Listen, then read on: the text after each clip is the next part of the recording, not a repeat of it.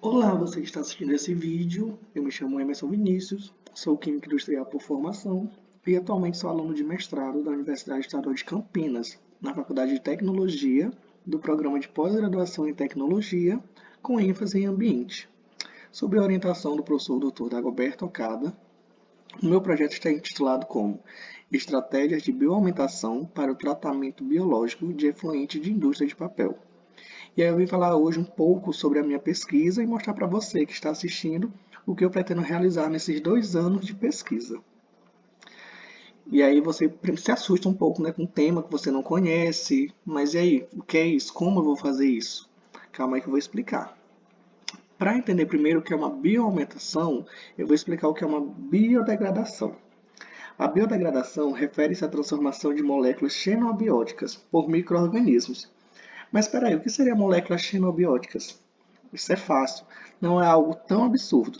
Moléculas xenobióticas são compostos químicos estranhos ao organismo, ou seja, tudo aquilo que o nosso organismo não está acostumado. E aí esses micro-organismos irão transformar essas moléculas estranhas em moléculas conhecidas. E assim conseguir fazer essa destruição. Aí, mas o que essa biodegradação tem a ver com a bioaumentação? Também é simples de se resolver, pois alguns desses micro-organismos são usados na biodegradação, que são utilizados na bioaumentação. Mas calma aí que não são todos. São apenas alguns que conseguem fazer esse trabalho de destruição em resíduos orgânicos. Essas pequenas comunidades aumentam as chances de os nativos reagirem aos flutuantes durante a biodegradação. Aí você se pergunta, mas onde esses micro-organismos serão utilizados? Eles serão utilizados no tratamento biológico. O tratamento biológico é uma das alternativas mais econômicas e eficientes para a degradação da matéria orgânica de efluentes biodegradáveis. Nesse processo ocorre a ação de agentes biológicos como bactérias, protozoários e algas.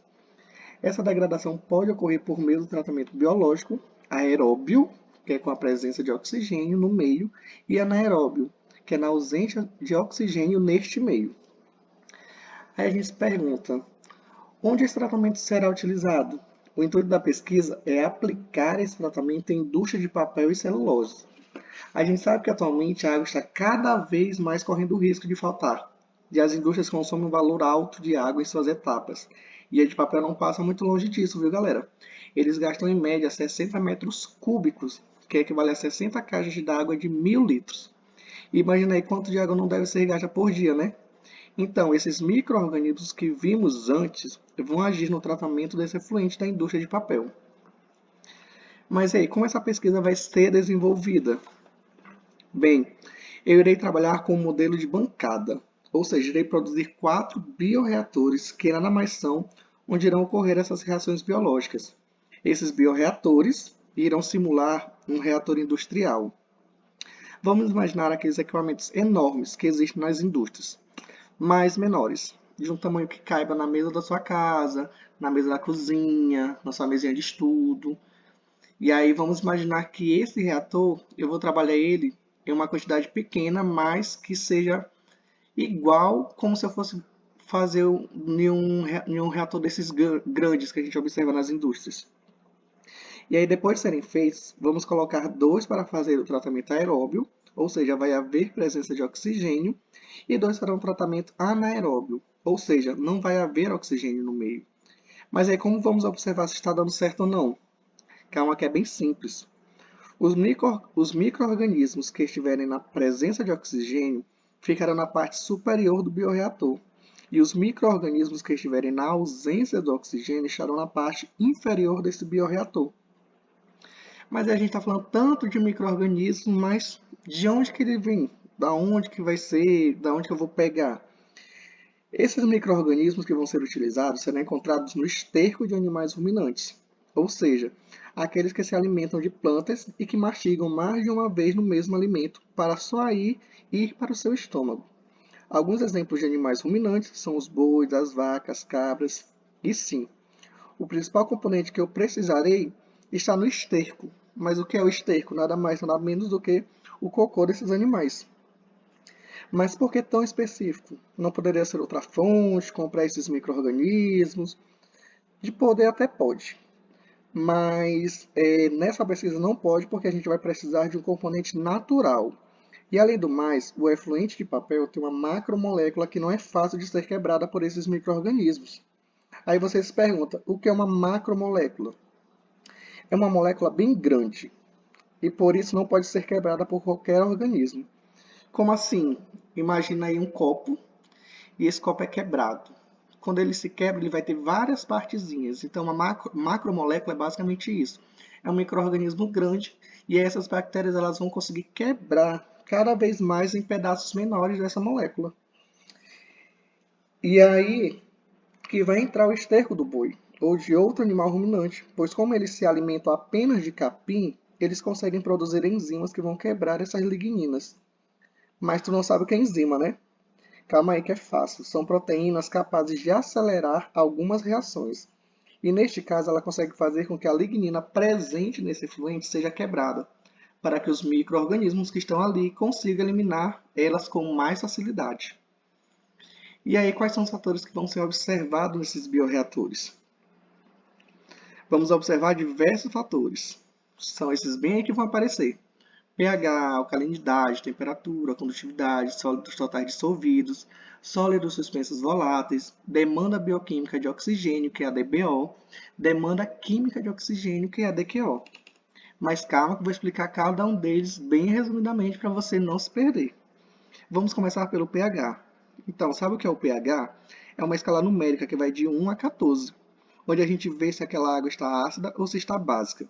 Você já deve ter ouvido falar nisso, né? Para exemplificar melhor, vou dar um exemplo de algumas coisas ácidas.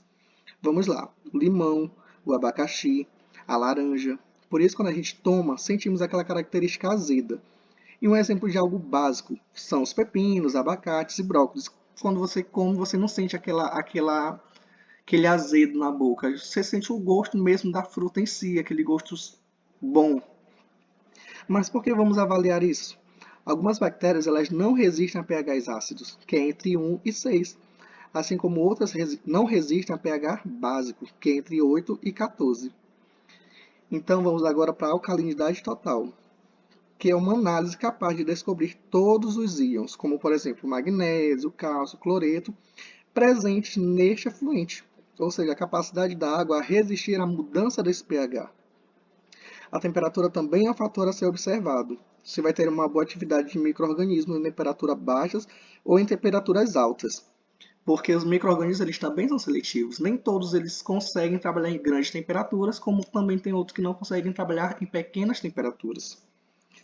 Também vamos avaliar a condutividade, que é a capacidade da água em conduzir corrente elétrica, pois a água é um ótimo condutor de eletricidade, para quem não sabe, viu? Também vamos avaliar sólidos totais dissolvidos, que são sais inorgânicos. Mas o que é sais inorgânicos? É fácil, são coisas que vocês já ouviram falar. Cálcio, magnésio, sódio e algumas pequenas quantidades de matéria orgânica, que são resíduos vegetais ou de animais que estão em decomposição. Vamos também avaliar sólidos suspensos voláteis, que é uma quantidade do sólido que se perde durante a queima da amostra em temperaturas altas, como por exemplo 550 a 600 graus Celsius, durante um determinado período de tempo. O que é essa demanda bioquímica de oxigênio? Nada mais é do que a quantidade de oxigênio consumido pelos micro-organismos que estão presentes na amostra do efluente neste reator. E a DQO, a demanda química de oxigênio, é a quantidade de oxigênio que é preciso para destruir a matéria orgânica quimicamente, ou seja, de um modo químico. Então, esses são alguns parâmetros que vão ser analisados nessa pesquisa. Mas o que pode se esperar dessa pesquisa? Bem, a gente espera que o tratamento biológico deste efluente da indústria de papel seja possível uma reutilização para fins domésticos e que não causem danos para o meio ambiente, caso ele seja direto despejado em rios ou lagos, que aqueles ecossistemas não sejam prejudicados. Que a gente sabe que a água cada vez mais está se tornando um bem muito precioso, então a gente precisa tratar e cuidar desse bem, que nem todas as empresas, infelizmente, têm esse costume ou então essa seriedade de tratar esse efluente, e principalmente para uma reutilização, até mesmo para a própria indústria. Queria agradecer pela atenção de todos. Se tem alguma dúvida, continua com algum algum questionamento, tá aqui meus meios de contato para sanar qualquer dúvida. Tem o e-mail institucional, o e-mail pessoal e o meu LinkedIn. Então, eu queria agradecer a todos e espero que vocês tenham gostado um pouquinho da minha pesquisa que eu irei desenvolver nesses 2 anos.